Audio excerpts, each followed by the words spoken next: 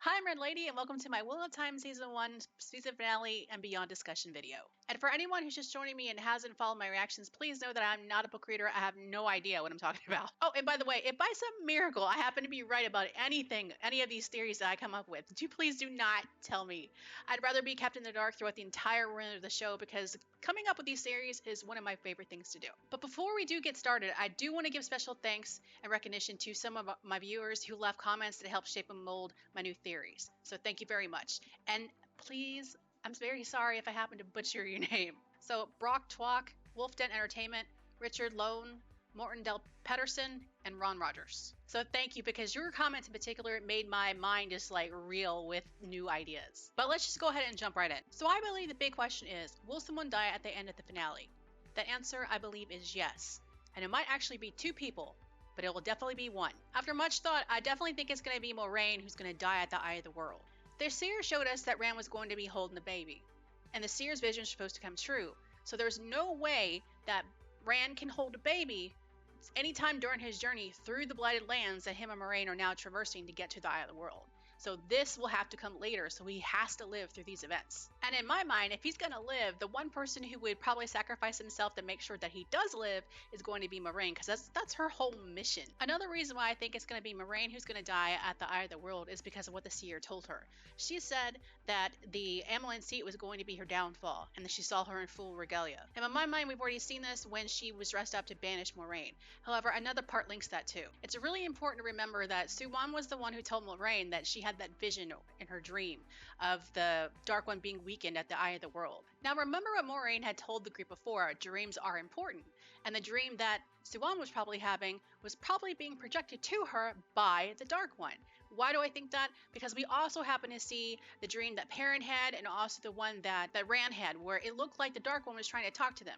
Because what did the Dark One say to Perrin? He said, I know, talking about maybe not only his power, but about the secret love he has for Egwene instead of his wife. And then in Rand's dream, it looked like he was trying to tell him that Perrin had killed his wife, that Matt may kill someone else because he had blood on his hands, and he was trying to walk away from him, and that Egwene might be taken by the dark side. So we've already had proof in the show that the Dark One does try to manipulate people using dreams. So that's why I think he tried to do the same thing to Siuan, and it actually worked. And thus, like the seer saw, Siuan, the current amulet seat, will be the downfall for Moiraine. And from a writer's perspective, her death also makes sense because it'll force the others in the group to actually step up and start making their own decisions and learn how to use their own abilities. Because at this point, Moiraine is a security blanket that they need to have ripped away. Now, as to how she's going to die and what she may do before she actually dies, I have a few theories. So I'm thinking the Dark One, or the Fade, or the Merchant, or maybe Trollocs, or maybe even worse, was going to get the upper hand at the Eye of the World. And she's going to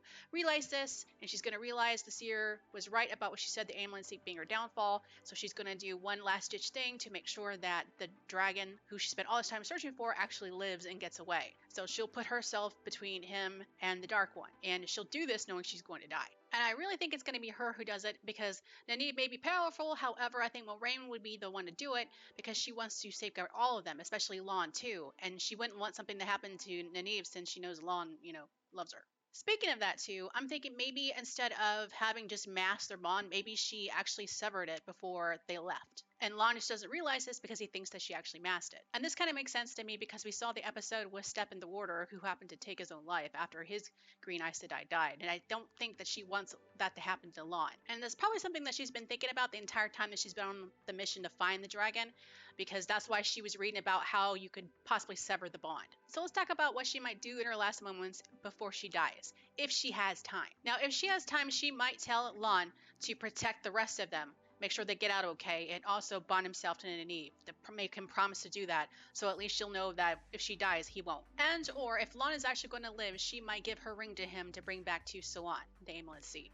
Or if he's not going to live, she might just turn to dust because she's going to get in between the Dark One and Rand, the dragon, and someone might just take her ring if they have time to out of the ashes that she's left behind. If that is what happens and someone happens to swipe her ring from her remains, I think it'll probably be Egwene who takes the ring back to the White Tower, kind of like what she did for the other Aes Sedai sisters after she stole the rings back from Childholder. But that's only if Lon also dies, because otherwise it'll just be him who brings it back. So now it's time to talk about the second person who I might think have a chance of dying at the Eye of the World. And unfortunately, I think that might be Lon. Now to me, there is a chance that even if Moiraine happens to sever their bond, that he would still go after the Dark One if he happens to kill Moiraine. Unless it comes from Moraine's own mouth that she tells him, don't die for me, go bond yourself to Nynaeve and make sure the others get out, okay, as her last dying breath. He might honor it then. Because he does come across as a stubborn character, just like Moiraine and Nynaeve, and totally fiercely loyal to a fault. But if Moiraine did not break their bond, I think it's pretty much guaranteed that he is going to sacrifice himself out of berserk rage if she does happen to die. Because we kind of saw that in Steppen, the warder for the Green Aes Sedai. And so I found myself asking, what happens to Nynaeve and Lon if Lon happens to live or die? Now, if Lon does happen to die, I think the show will actually go in the direction where Nynaeve ends up being pregnant with his child, so there will be an heir to continue his legacy. And I only think this because why else would they have told us that Lon was a prince of a destroyed kingdom, and she even met his father's old followers? So if they do win against the Dark One, I'm thinking, or at least purify some of the land before then, she might become the queen regent of Lon's kingdom with their child becoming the prince or princess. Now, if Lon does happen to live, I think Nynaeve may talk him into it, or Moiraine will before she dies, to make him promise to become Nynaeve's, like I said, new warder. And she and he may, sometime in the future, go visit his kingdom and reclaim it and become the king and queen, kind of like King Aemon in the Manetheren legend, except for without, all the death. Now, as for Egwene herself, no matter what happens to Lon, I think she will end up going back to the White Tower with Egwene, and I think she will try to learn how to do things from the yellow healers that are there. And I think at one point, she'll probably reach her limit. It'll either be the political intrigue and she's tired of it, or maybe they can't teach her anymore, she knows too much, or maybe even she becomes pregnant and the Aes Sedai frown upon that and she decides to, up and leave. But either way, I think she'll keep the ring that she's given. She just won't actually get this gemstone in it to become a full Aes Sedai. And I think she'll leave. And if she does leave, if Lon is still alive, I think she'll replace that ring with the marriage ring from Lon. And they'll probably settle in his homeland if they're able to, if they happen to wipe the blight from that area, from at least just from the area, using maybe her abilities or something. Because in my eyes, I think that if she does happen to have a child, or even if she doesn't, and they just happen to become married and become, a unit, she'll want to settle in a place, especially that she can call home, since she hasn't really had one since she was orphaned as a child after her parents, left her to save her. And if she does actually become pregnant with his child, I think she would definitely try to find a homeland and his birthplace for her child, since she didn't really have one for herself, And speaking about other people making their way to the White Tower, let's talk about Egwene next. So I truly believe after the battle, everyone's going to realize they are way too underpowered. They need to learn and train their abilities. Egwene will be the first one who will think about going to the White Tower, because she's already looked up to Moiraine and she did want to become an Aes Sedai anyway. So I think she's going to go back. I think she either will train underneath the green or the blue. I thought she would become green, but after thinking about it, if she looks up to Moiraine, especially if Moiraine makes that sacrifice, she might want to go blue. Another reason for that is because blue Aes Sedai kind of have more of ability to go out into the world and travel, and they have their own spy network, so even if she's not with the rest of their group, she could probably use their eyes and ears to keep tabs on what the other people in her group are actually doing. But I think no matter what, I don't know how long it's going to take, because of the fact that the books are supposed to be seriously flipping long. Like, you guys told me it was 15 books in total, with, if you count the prequel as the in the series. So that's 15 books. I think she will become the Amulet Seat, because I'm pretty sure that's what the white flame means. But I don't know when exactly that'll happen. Now, I found myself realizing that if Egwene goes back to the White Tower, Rand can actually go with her, because we all know he's a channeler now. And they would know it too, because he's the dragon, and he might go insane. The Red Aes Sedai might come after him, even though he is the dragon. We don't know that, so I think it would be probably safer if he doesn't become her warder and go with her. However, she may still be her warder, though. They may do the bonding ceremony. They just won't tell anybody about it, and even if they're not together, they still know where each other are. So that might actually happen. I'm not entirely sure, but I don't think that he's going to go with her to the White Tower. I don't see that happening. So next, let's talk about the dragon himself, Rand, or actually, let's start with his parents. All right, so about Rand's parents, we have no idea who his dad is. We do know that his mom is an Aiel badass, and she died on the snowy mountaintop giving birth to him. But we don't know her background yet, and we probably won't for many seasons. But anyway, if you are a writer, and this is one of your main characters, and you are keeping their their parents a secret, it usually means it's game changing. I mean, look at freaking Game of Thrones. Jon Snow's parents ended up making him royalty. Just like freaking Spaceballs, Lone Star's parents ended up making him royalty. And God forbid, Rey's lineage from Star Wars ended up making her, the granddaughter of Palpatine. Oh, and speaking of Game of Thrones, now this will be the only comparison I ever make, I promise. But that shot of Rand when he was a baby, in that transition from his baby face to his own, was like so freaking similar to the one they did for Jon Snow. I mean, you can't deny. But going back to what I was originally saying about Rand's possible lineage, I'm not stupid enough to rule it out here, okay? Because it's just a trope that's been used. I know it happens. But also, his dad could end up being anyone. Like, he might actually just be some farmer, might be nobody. He might be a lesser dark friend that happened to be underneath the Dark One at one point. He might actually be one of the Dark One's generals for all we know. Or he also might be Tom the Gleeman himself, because maybe that's why he wanted to help out Rand and Matt at that time. Maybe it wasn't just because Matt reminded him of his brother or whatever. Plus, the Gleeman knows how to kick butt, right? He looks like the kind of person that wouldn't mind if his lady friend knew how to kick his own ass too.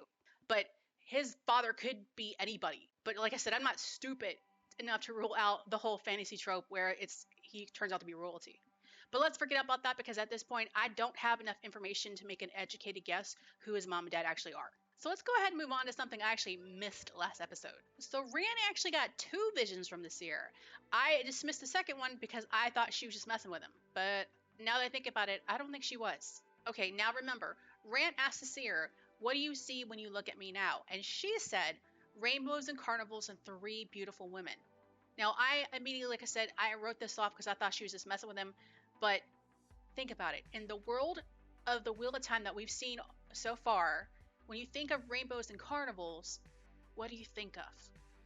This is what I think. So I think of the Tuatha On, because they are kind of carnival-like in the way that they happen to wear bright, colorful clothes, and their wagons are colorful as well.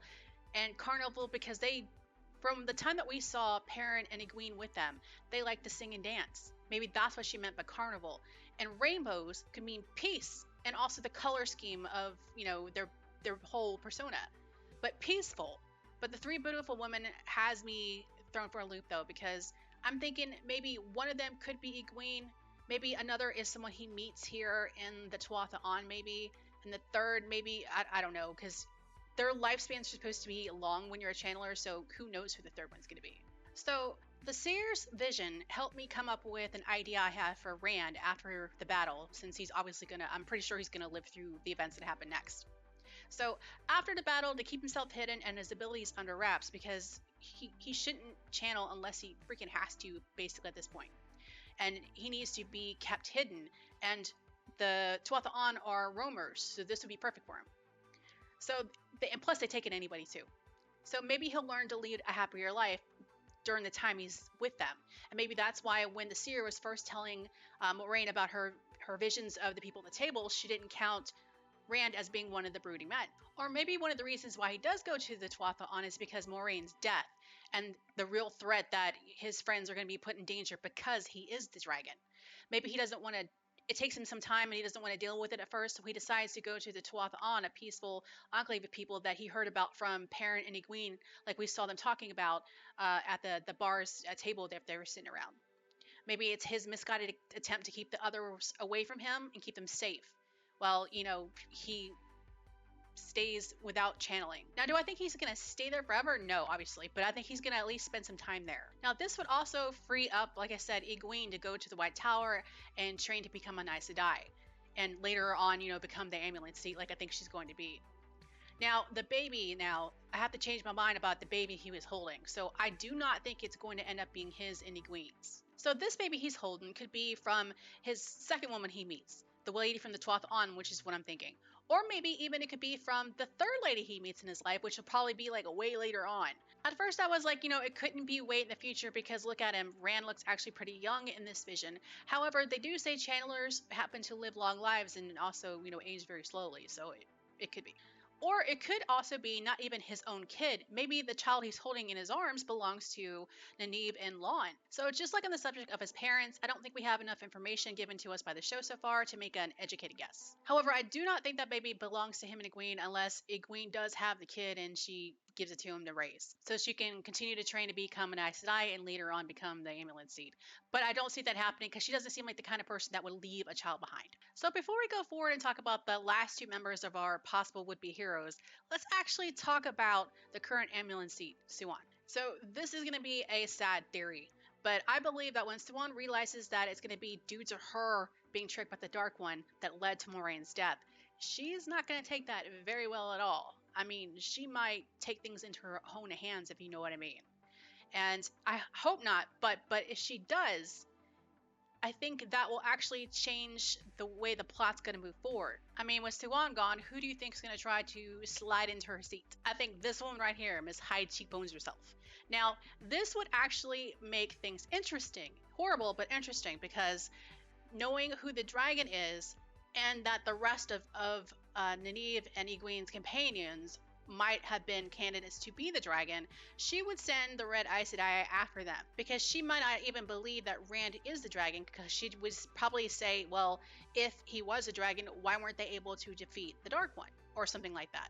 But I think she would be bad news for our group, and Moiraine wouldn't be around to put her in her place by, threatening her with the knowledge that she has a dude in the city. But the show has shown us that she was trying to get people to back her to possibly become the next Amulet Seed. And we know that because the nice green Aes Sedai lady, who actually, I think, wanted to be Moraine's friend before she was banished, told her that, because she was trying to get Moiraine to try to vie for the seat herself. Now, this whole political mess here may be one of the reasons why Nynaeve decides to actually leave, because she don't want to have anything to do with it. And while under the rule of this lady's thumb, it might be the reason why Egwene decides to step up in the future to take her place. Because Egwene might later on realize that it's in the group's best interest if she does become the Amulet Seat instead of this lady, if she wants to safeguard her friends.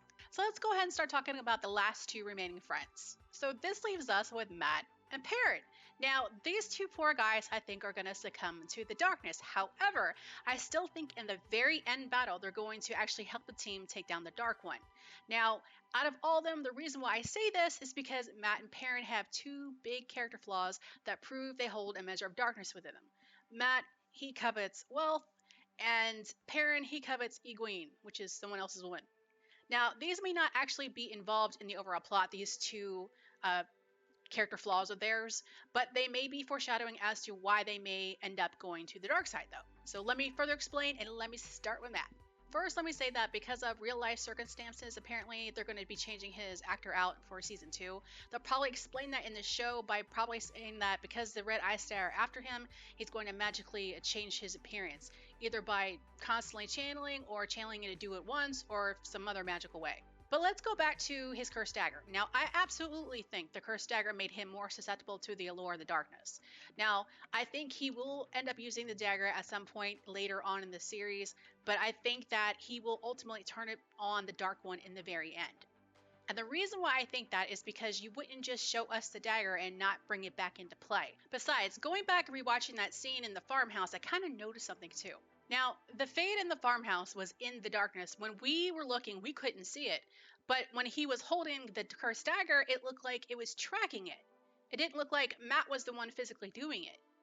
So it may be made of darkness, or, a dark entity or something, but I think that it doesn't like the Fade either.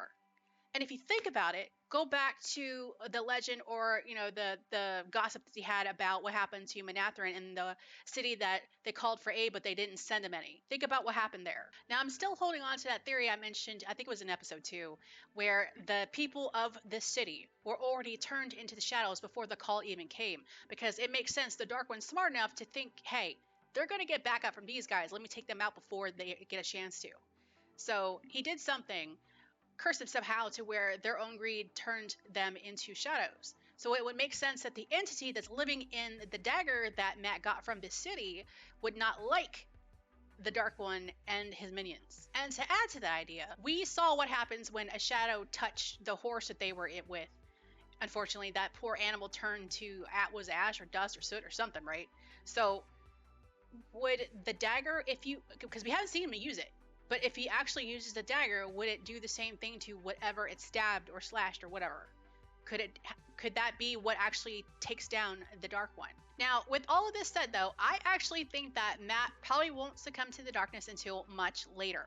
Because out of everyone, he's actually the only one who hasn't even channeled. It was the dagger that was making him, change. So I think the allure of the dark side and the use of the dagger will be a burden that he has to bear and make his character pretty interesting. But because he left them in the ways, his friends, I don't think he's going to end up teaming up with them, at least not yet. I think he's going to go off on his own, and if he does, I think he might be the one who actually teams up with Tom the Gleeman. Because who better would understand him and know exactly what he's going to be facing? I'm thinking that probably by word of mouth and gossip around the towns and stuff, both he and the Gleeman will find out that, his friends failed at the Eye of the World, and the Dark One is now revived, and his generals or the Forsaken ones are free, and he'll probably go around trying to take them out together with Gleeman.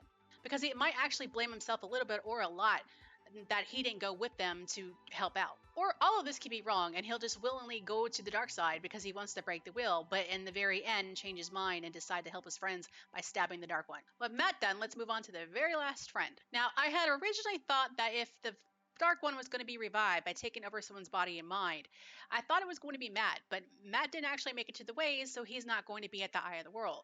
Now, the only person that leaves is going to be Perrin. And honestly, this is probably the only reason why I'm saying that Perrin would go dark side. But there is some things that would make it make sense, and let me explain.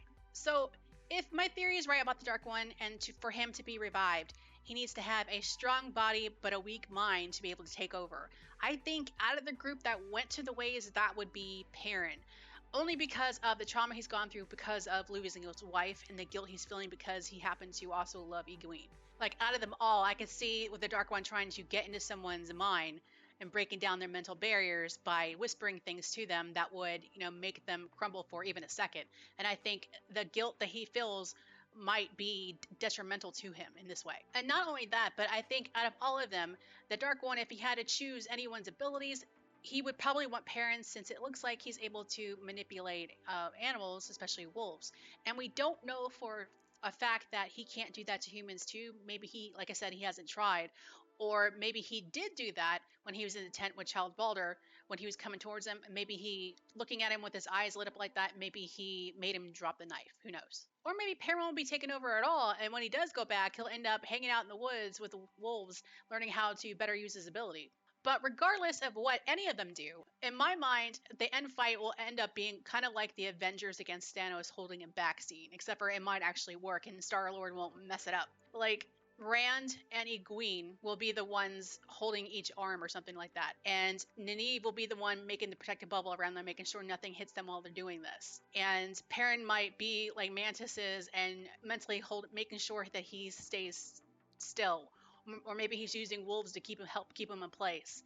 And then it'll be Matt, the one who does the killing blow, stabbing the dagger into him. Or at least something close to that. And this battle won't take place until like seasons from now. Because the battle is going to take place probably at the Eye of the World right now. It's going to be one-sided, completely one-sided. And the reason for that is going to be because going to the Eye of the World is basically a trap set by the Merchant, who I think is very important. So like I said in my last video, I'm pretty sure the Merchant is the mastermind behind the Dark Army right now.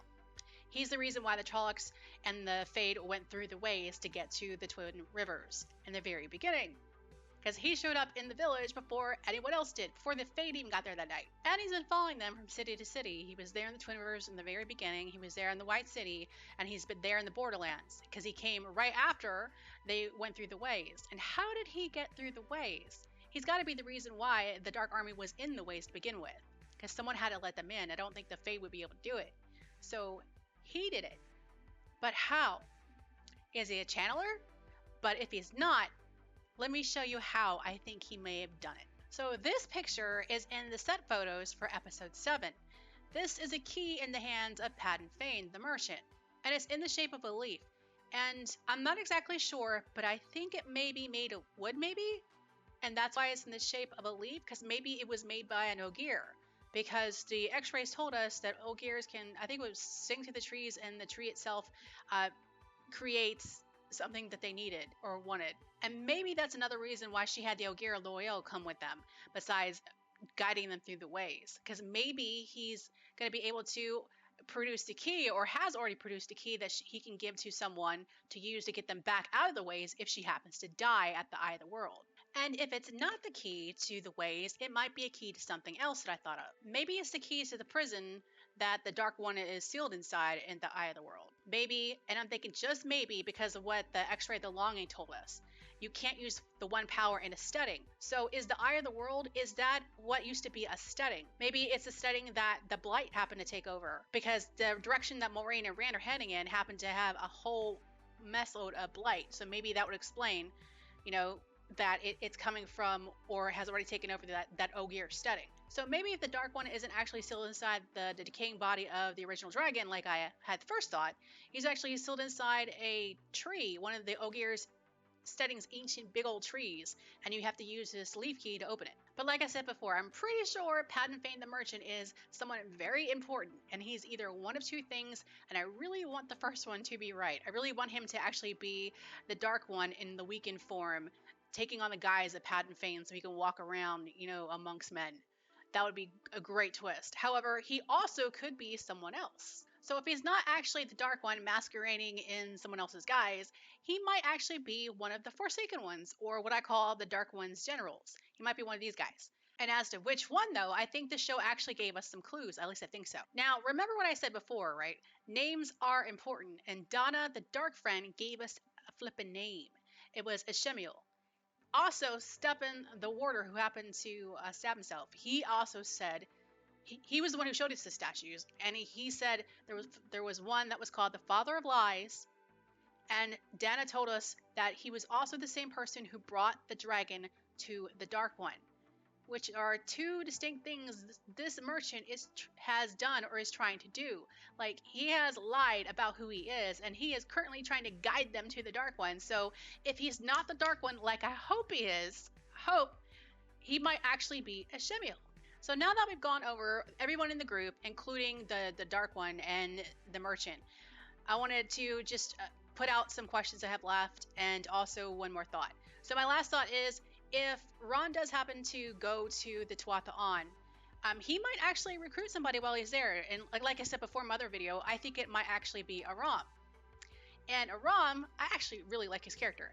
And if he does happen to join them, because I watched the X-rays, it talked about someone using a staff, right? Talking about a great warrior who used a staff. And we've seen his mom. His mom uses a staff. Please tell me he uses the quarterstaff to fight like a monk. That would be amazing. As a martial arts enthusiast, I am all over that.